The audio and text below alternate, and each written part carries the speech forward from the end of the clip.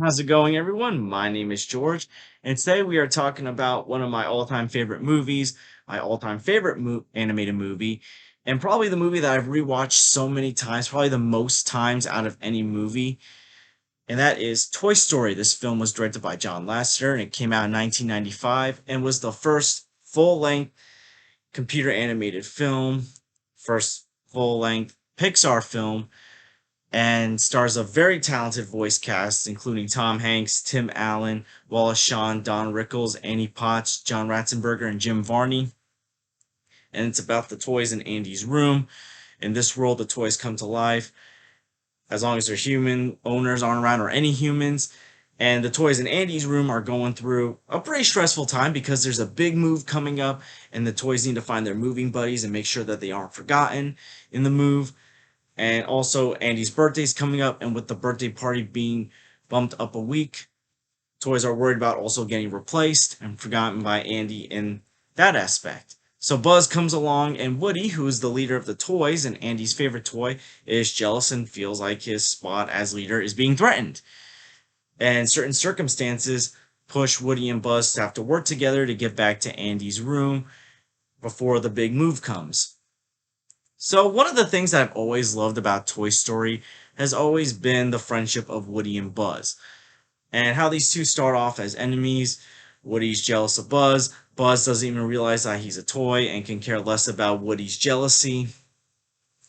And obviously, certain things happen. Woody pushed Buzz out of a window by accident, although we're going to get into more about that scene later on when we talk about some of the difficulties in making this film.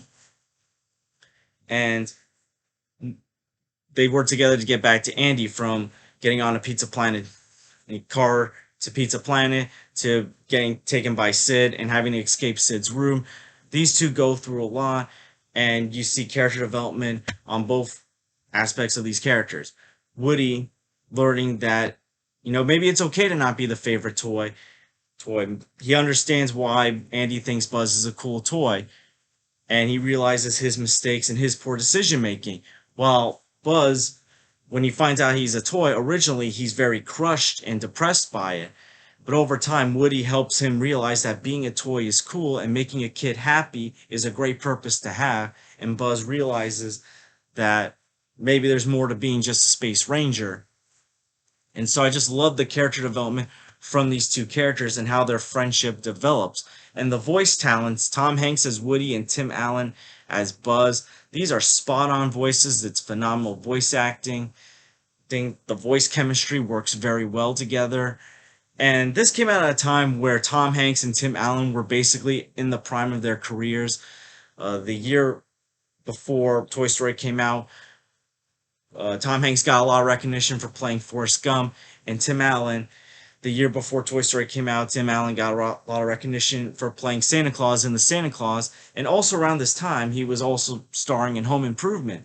So these guys were essentially at the heights of their careers, and yeah, they've had great careers since Toy Story as well, but this was at a very high point for both of them.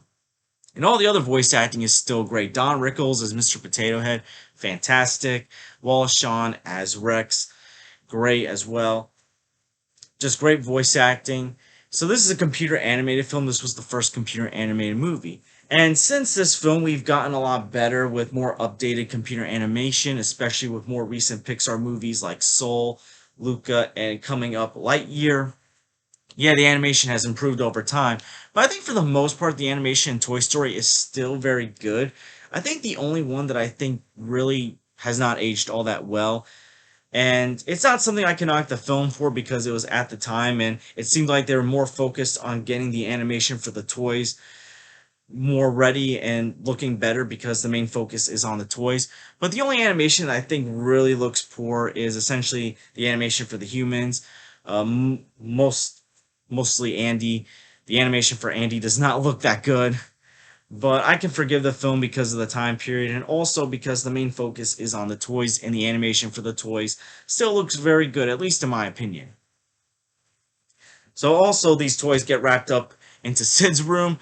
Woody and Buzz are taken by Sid, and Sid is the opposite of Andy. And I love how they draw differences between these two kids. Andy is a nice boy that loves his toys very much, what and treats them very well, while at the same time Sid is a mean kid that treats all toys poorly and destroys them just for fun, messes with their parts just for fun. Even his little sister's toys he likes to take and ruin.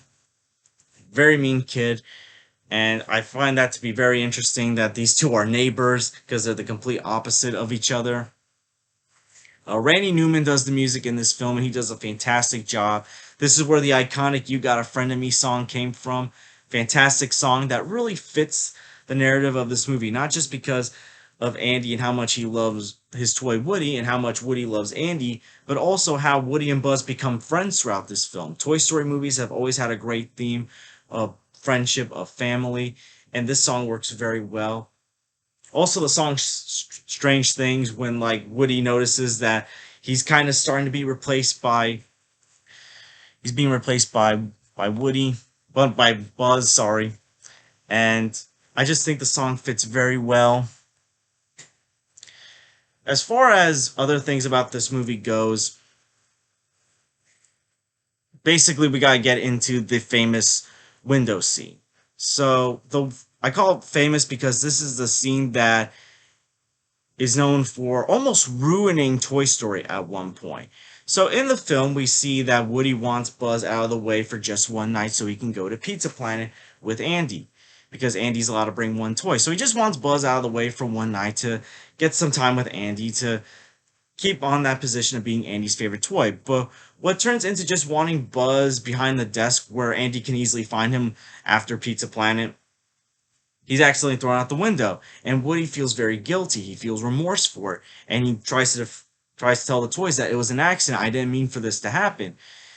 In the original plot for Toy Story, Woody was very mean and cruel. He purposely pushed Buzz out the window, felt no guilt or remorse for it, and instead of trying to plead his case to the toys, he's basically telling the toys that he doesn't care about what happens to Buzz. He treats the other toys very cruel, including his best friend Slinky. And it gets to a point where the toys are being really cruel right back to Woody. And yeah, we see that in the original film. In what the final film, sorry, we see the toys ganging up on Woody, but there's a few toys that are unsure that believe Woody didn't do it on purpose. But in the original reel, which was shown on Black Friday in 1993, even Slinky's turning on Woody, and it was like let's get him. And Disney did not like this. I think even John Lasseter was not crazy about what happened, and it almost got the film canceled.